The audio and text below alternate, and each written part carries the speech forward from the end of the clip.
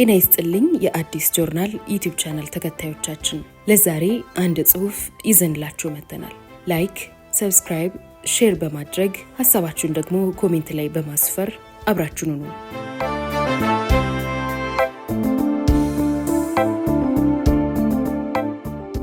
የሞት ድግስ በቃኘው ጦር ሰፈር ከታደሰ ቴሌ ሳልቫኖ የኤርትራና የትግራይ እንቆቅልሽ ጦርነት የተወሰደ።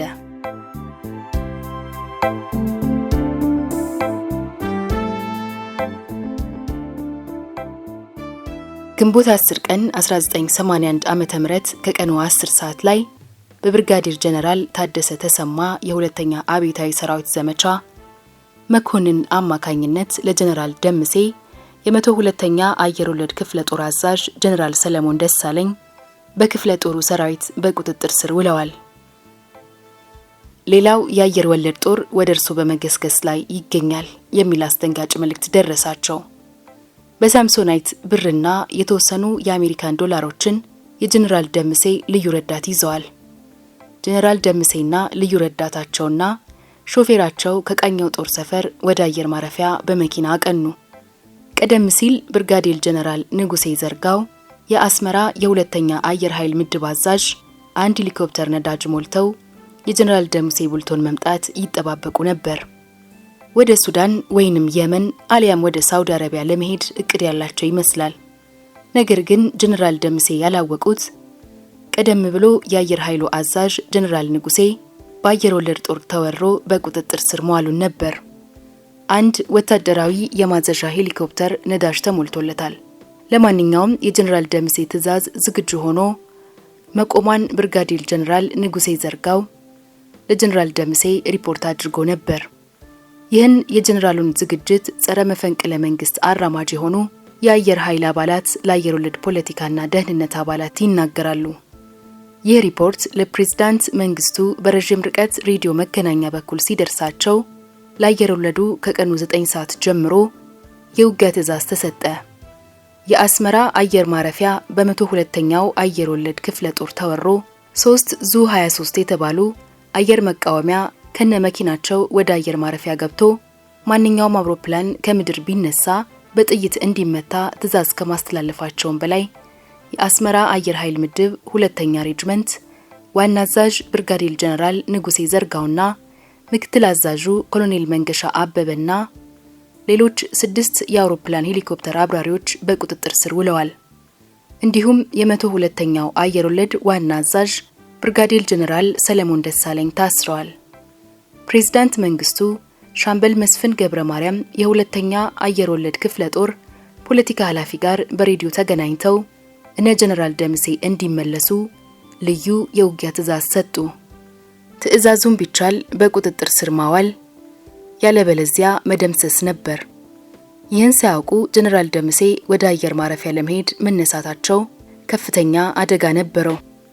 ከቀኑ 5 ሰዓት ሲሆን ወደ ተፈለገው አቅጣጫ ማምለጥ የሚችሉት ጀነራል ደምሴ የማይወጡት ወጥመድ ውስጥ ገብተዋል። ወዳጆቻቸውንና ራሳቸውን ማዳን ይችሉ ነበር። የጦር ሄሊኮፕተሯ 30 ሰው የመያዝ አቅም ነበራት። ለኤርትራ ክፍለ ሀገር ጎረቤት ወደ ሆኑት ሀገራት ካርቱም፣ ሰነአና ጂዳ የመድረስ አቅም ነበራት። ነገር ግን ፓይለቱ በመታሰሩ ነዳጅ እንደተሞላ ቆማ ቀርታለች። በዚህን ጊዜ ጀነራል ደምሴ ቡልቶ ለመሞት ከ5 ደቂቃ ያነሰ ጊዜ ነበር የቀራቸው። ወደ አየር ማረፊያ ለመሄድና በሄሊኮፕተር ለማምለጥ ሹፌራቸው ሻለቃ ባሻ ከፈተው አየናቸውና ልዩ ረዳታቸውን ሻምበል ጌታቸው ግርማ ከጎናቸው አድርገው በዋዝ ጂፕ መኪና ላይ ተሳፍረው ጀነራል ደምሴ 3 ነባር አጃቢዎቻቸውን ግንቦት 8 ቀን 1981 ዓመተ ምህረት ወደ አዲስ አበባ መኖሪያ ቤታቸውንና ልጆቻቸውን እንዲጠብቁ በብርጋዴር ጀነራል ቆምላቸው ደጀኔ አማካኝነት ከአየር ወለድ ጦር ጋር ሲላላኩ አዲስ የተመደቡላቸው 2ቱን አጃቢዎቻቸውን ወደ መኪና ውስጥ ግቡና እንሂድ ሲሏቸው አጃቢዎቹ የክደት አይነት ምልክት በማሳየት መኪናዋን ሳይሳፈሩ ቀሩ። በዚህን ጊዜ ጀነራል ደምሴ ከሹፌሮቻቸውና ልዩ ረዳታቸው ከቃኘው ግቢ ለመውጣት ወደ አንደኛ በር ደረሱ። ቃኘው አንደኛ በር ሲደርሱ የጀነራል ደምሴ ሹፌር የአየር ወለዶቹን እንቅስቃሴ አደገኝነት በማየቱ ታጣፊ ክላሽንኮቭ ጠመንጃ ይዞ መኪናውን አቁሞ ዘሎ ሲወርድ በጥይት ተመቶ ወደቀ። ጀነራል ደምሴ ላይም ወዲያውኑ የአየር ወለድ ጦር ያለምንም ጥያቄ የእሩምታ ተኩስ ከፈተባቸው። አልተነቃነቁም። ረዳታቸው ሻምበል ጌታቸው ዘሎ ከመኪና በመውጣት ብቻውን ከአየር ወለድ ጦር ጋር ተገጣጠመ። በማካሮቭ ሽጉጥ አንዱን የአየር ወለድ አባል ክፉኛ አቆሰለው። እርሱም በአየር ወለዶች እሩምታ ጥይት ተመቶ ወደቀ። አየር ወለዶቹ የጀነራል ደምሴን አስክሬን ከመኪና ላይ አውርደው ከመኪና መንገድ ዳር አስተኙት። በዚህ ወቅት የጀነራል ደምሴ ልዩ ረዳት የያዘው ሳምሶናይት ውስጥ ከ200,000 የሚያንስ የኢትዮጵያ ብርና ወደ 10,000 የሚጠጋ የአሜሪካን ዶላር በአየር ወለድ አባላት ተማርኮ ተወስዷል። እኔ የዚህ መጽሐፍ ጸሐፊ ጀነራል ደምሴ ሲገደሉ በስፍራው በግምት በ50 ሜትር ርቀት ላይ ነበርኩ።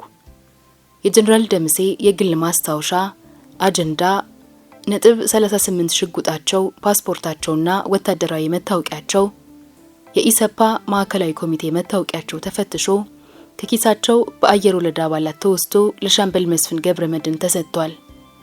ከዚያም የቀሩትን የጦር ጀነራሎች አሳደው መግደል ጀመሩ።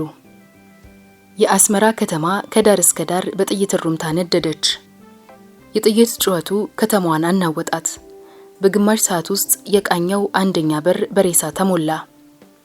የጦር አባላቱ ጀነራሎቹን የትም ቦታ ቢገድሏቸው ሬሳቸውን አምጥተው የሚቆልሉት ቃኘው አንደኛ በር ላይ ነበር። ብርጋዴር ጀነራል ወርቁ ቸርነት ጓዶች፣ እኔ ከናንተ ጋር ነኝ። እንደ ጀነራል ደምሴ ከሃዲ አይደለሁም። የጓድ መንግስቱ ኃይለ ማርያም ቀኝ እጅ ነኝ ብሎ በጩኸት አይዟችሁ ብለው አየር ወለድ ጦርን ለማስተባበር እንደሞከሩ ሻምበል ገብረመድህን በለው ሌባ ነው እሱ ነው ዋነኛው ሲል 3 የአየር ወለዶች በሩምታ ጥይት ወንፊት አደረጉትና ወደቀ። ሌተናንት ኮሎኔል ዘራይ ዕቁባይ ደረቱንና ጭንቅላቱን በአየር ወለድ ጥይት ተመቶ ከጀነራል ወርቁ ጎን ወደቀ። እኔ ጀነራል ወርቁ ሲገደሉ በቅርብ ርቀት ላይ ነበርኩ። የአየር ወለዶቹ ጀነራል ወርቁን ሽጉጣቸውን የጀነራልነት ማዕረጋቸውን ወስደው በመሬት ላይ አስክሬናቸውን ወደ 100 ሜትር ጎትተው ከጀነራል ደምሴ ጎን አስተኟቸው። በዚህ ብቻ ሳይወሰኑ የጀነራል ደምሴና ጀነራል ወርቁን ሱሪና ጫማቸውን አውልቀው ወስደዋል። የአስመራ ሬዲዮ ጣቢያ በጋዜጠኛ ጎይቶም ቢሆን አማካኝነት አንድ ብሔራዊ የእግር ኳስ ዋንጫ ጨዋታ ፕሮግራም የሚያስላልፍ በሚመስል ድምጽ መንግስትን ለመገልበጥ የተነሱት እነ ጀነራል ደምሴ ቡልቶ፣ እነ ጀነራል ወርቁ ቸርነት፣ እነ ጀነራል ታዬ ባልኬር ተገደሉ፣ ሌሎችም ተገድለዋል። ዝርዝራቸው እንደደረሰን እናቀርባለን። ሞት ለአድሃሪያኖች፣ እናሸንፋለን፣ ጎይቶም ቢሆን ነኝ አለ እጅግ በኃይለኛ ጩኸት። በአስመራ ህግና ስርዓት ጠፋ። ተራ ወታደሩ የፈለገውን ጀነራል እያሳደደ የመግደል መብት የተሰጠው መሆኑን ችግር ፈጠረ። በአየር ወለድና በሶስተኛ ሜካናይዝድ እንዲሁም በተለያዩ ስፍራዎች ግድያው ተስፋፋ።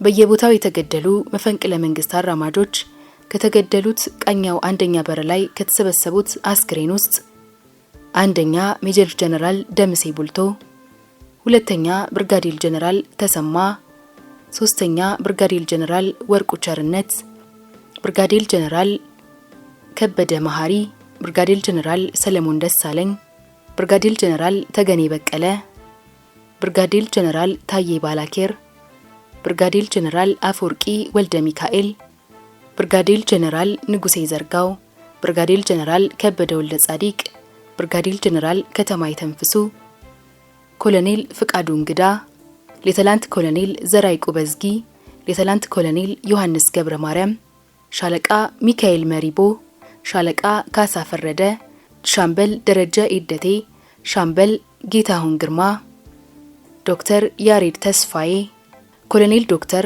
ጌታቸው አወቀ፣ ሌተናንት ኮሎኔል ታደሰ ወልደ ጊዮርጊስ፣ ሌተናንት ኮሎኔል አርጋው ባንታይለኩ፣ ሌተናንት ኮሎኔል ጸጋይ አሰፋ፣ 24ኛ ሌተናንት ኮሎኔል ዮሐንስ ገብረ ማርያም ነበሩ። የመፈንቅለ መንግስቱን ደግፋቸዋል፣ በጭብጨባና በእልልታ ደስታችሁን ገልጻችኋል፣ ለተሰብሳቢዎች ድጋፍ ሰጥታችኋል ተብሎ በአሉባልታ ወሬ ተይዘው በቀን 11 9ኛ ወር 1981 ዓመተ ምህረት ከተገደሉት ሰዎች መካከል አንደኛ ሻምበል አበባው አሰፋ ከሚሊቴሪ ፖሊስ አባል፣ ሁለተኛ ሻምበል ዳንኤል ግርማ ከሁለተኛ አብዮታዊ ሰራዊት መምሪያ፣ መቶ አለቃ ተስፋዬ ፈይሳ ከሚሊተሪ ፖሊስ፣ መቶ አለቃ ተሾመ ማሞ ከሁለተኛ አብዮታዊ ሰራዊት፣ መቶ አለቃ ተካ ዳምጠው፣ ምክትል መቶ አለቃ መሐመድ አወል፣ 50 አለቃ ጆቴ ቱሉ የግንኙነት ሬዲዮ ሰራተኛ፣ ወታደር ግርማ የናቸው የጀነራል ታደሰ ተሰማ አጃቢ፣ ወታደር ሽሙዬ ጸጋው ከሚሊተሪ ፖሊስ። ይህ የሚያሳየው በግድያው ቂም በቀልም እንደነበረበት ነው። በቂም በቀል ከተገደሉት መካከል የሁለተኛ አብዮታዊ ሰራዊት ጠቅላላ ሐኪም የነበሩት ዶክተር ጌታቸው አወቀና ዶክተር ያሬድ ተስፋ የተባሉት ይገኛሉ። ሁለቱም ሐኪሞች የተገደሉት በመፈንቅለ መንግስቱ ተሳታፊ ሆነው ሳይሆን ወታደሮቹን የሕክምና ቦርድ ስለከለከሏቸው ቂም ይዘውባቸው ነው። በወቅቱ እያንዳንዱ የሰራዊቱ አባል ጦርነት ስለሰለቸው የሕክምና ቦርድ አግኝቶ ጥሮታ መውጣትን እንደ ይልደት ቀን ይቆጥረው ስለነበር ጉዳተኛውም ጤነኛውም የሰራዊቱ አባል የሐኪም ቦርድ ፈላጊ ነበር። ብርጋዴር ጄኔራል ከበደ ወልደ ጻዲቅና ረዳታቸው ሌተናንት ኮሎኔል ጸጋይ አሰፋ ከአስመራ አምልጠው በከረን አልፈው አጋዝ ከአስመራ 110 ኪሎ ሜትር አካባቢ ሲደርሱ ወደ ሻዕቢያ ለመቀላቀል ፈልገው በመጓዝ ላይ እያሉ ነው እዛው በነበረው ጦርነት በተተኮሰ ጥይት ተመተው ሞተዋል። ሻለቃ ፍሬው ባይሴ በመጓዝ ላይ እያሉ እዛው በነበረው ጦር በተተኮሰ ጥይት ተመተው ሞተዋል። ሻለቃ ፍሬው ባይሳ ግን ተይዘዋል። በጀነራል ደሙሴ ቡልቶ ሰብሳቢነት በቃኞ ጦር ሰፈር ግንቦት 10 ቀን 1981 ዓመተ ምህረት ከሰዓት በኋላ የተሰበሰቡ መኮንኖች በሙሉ አልቀዋል። ጀነራል ደሙሴ አፍሪካ ካፈራቻቸው ምርጥ ጀነራል መኮንን ሲሆኑ እስከ ግንቦት 10 ቀን 1981 ዓመተ ምህረት በምስራቅና በሰሜን የተሰለፈ ሰራዊት እንደ አባት እንደ ወንድም የሚያያቸው የሀገር ባለውለታ ከመሆን አልፎ የሶማሊያ አዳሪ መንግስትና የኤርትራው ሻዕቢያ በስማቸው ብቻ የምትፈራቸው ቆራጥ አስተዋይና አርቆ አሳቢ ጀነራል ነበሩ። ግን የአየር ወለድ ጦር ከመግደል አልፎ በአስክሬናቸው አስመራ ጎዳናዎች ላይ ተጫውቶባቸዋል። የማይገኝ የአፍሪካ አልማዝ በቀበሮ ተዋጠ ምን ይደረግ። ግንቦት 10 ቀን 1981 በአስመራ ያለቁ መኮንኖች ከተሰብሳቢዎች በህይወት የቀሩት ጀነራል ሁሴን አህመድና ሌተናንት ኮሎኔል ጌታቸው ሳልልህ ብቻ ናቸው። የሰራዊቱ አባላት ጀነራል ደምሴን ከገደሉ በኋላ በ10/9 ወር 1981 ዓመተ ምህረት አንገታቸውን ቆርጠው ከላያቸው ላይ በመለየት ጭንቅላታቸውን ብቻ ቃኙ አንደኛ በር አስቀርተው ወደ ቀሪ አካላቸው ብረት በማስገባት ብረቱ ላይ የኢትዮጵያን ብሔራዊ ሰንደቅ ዓላማ ባንዲራ በማሰር መኪና ላይ ያስደግፈው በአስመራ ጎዳናዎች ላይ እየዞሩ ጨፍረዋል።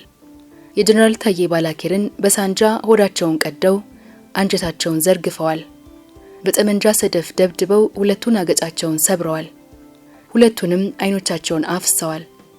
የሁለተኛ አብዮታዊ ሰራዊት ሆስፒታል ዳይሬክተር የነበሩትን የዶክተር ጌታቸው አወቀን አንገት ቆርጠው በመለየት በጭንቅላታቸው ብቻ ነዳጅ አፍሰው አቃጥለዋቸዋል።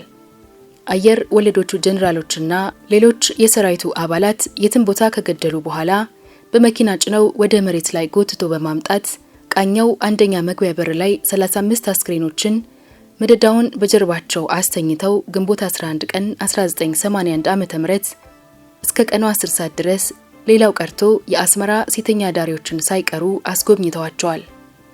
ከዚያም የተቆራረጠ አካላቸው በአንድነት ተሰባሰበ። አስክሬናቸውን በኡራል መኪና ጭነው አዲንጓደድ ወደ ተባለ ደቡባዊ አስመራ በመውሰድ በአንድ ትራክተር በተቆፈረ ትልቅ ጉድጓድ ውስጥ በመወርወር ከከመሩ በኋላ 2 በርሜል ቤንዚን ታዞ አስክሬናቸው በጦር ሰራዊትና አየር ወለድ አባላት በጋራ ተቃጥሏል። ይህን ሁሉ ትርኢት በቪዲዮ ካሜራና በፎቶ ካሜራ ተቀርጾ ወደ አዲስ አበባ ለጓድ ፕሬዝዳንት መንግስቱ ኃይለማርያም ተልኳል። በወቅቱ ሰራዊቱ በጀነራሎቹ ላይ የረጅም ጊዜ ብሶቱን ያንጸባረቀ ይመስላል። ጭካኔያቸውን ያዩና ለተመለከተ ሰው በሰው ላይ ምን ያህል ጨካኝ እንደሆነ በግልጽ ይረዳዋል። የሟቾቹ አስክሬን ሙሉ ለሙሉ ልብሳቸው ተገፎ እርቃናቸውን ይታይም ነበር። የአብዛኞቹ አንገት ተቆርጦ ራሳቸው የለም። ቀሪው አካላቸው በሳንጃ ተወግቷል። በመኪና ተሂዶባቸው ስጋቸው ከአጥንታቸው ተላቆ ተቦጫጭቋል። እጅግ ዘግናኝ ነበር። የአብዛኞቹ አይን በሳንጃ ተወግቶ ፈሷል። ለምሳሌ የሁለተኛ አብዮታዊ ሰራዊት ፖለቲካ ኃላፊ የነበሩት ብርጋዴር ጀነራል ወርቁ ቸርነት በአየር ወለድ ጦር መንጋጋቸውን በስለት ቀደው ምላሳቸውን ቆርጠው መሬት ላይ ጥለዋል። ሁለቱ እጅና እግራቸው ተቆርጦ ሌላ ቦታ ተጥሏል። ሆዳቸው በሳንጃ ተቦርቡሯል። አንገታቸው ተቆርጦ ግን አካላቸው አልተላቀቀም ነበር። በየቦታው የተገደሉት ሁሉም በኦራል መኪና ተጭነው ወደ ቃኛው አንደኛ በር አምጥቶ እንደ ግንዲላ ከመኪና ወደ መሬት መወርወር ነው። የሁሉም አስክሬን ከፓንት ወይንም ውስጥ ሱሪ በስተቀር ሱሪ፣ ሸሚዝና ካናቴራ ከላያቸው ተገፎ እርቃናቸውን ቀርተዋል። በጥይት የተመቱት፣ በሳንጃ የተወጉት፣ በመሬት ላይ የተጎተተ አካላቸው ቁስለቱ በግልጽ ይታያል።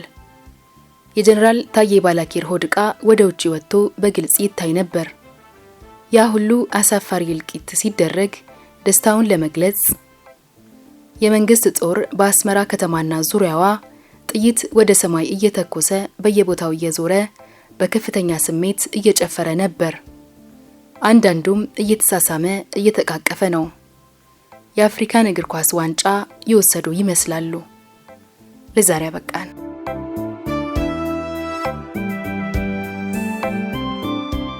የዛሬው ጽሑፍ እንዴት ነበር? ከወደዳችሁት ላይክ እና ሼር አድርጉት። ቤተሰብ ካልሆናችሁም ሰብስክራይብ በማድረግ ቤተሰብ ሁኑን። በቀጣይ በሌላ ጽሑፍ እንገናኛለን።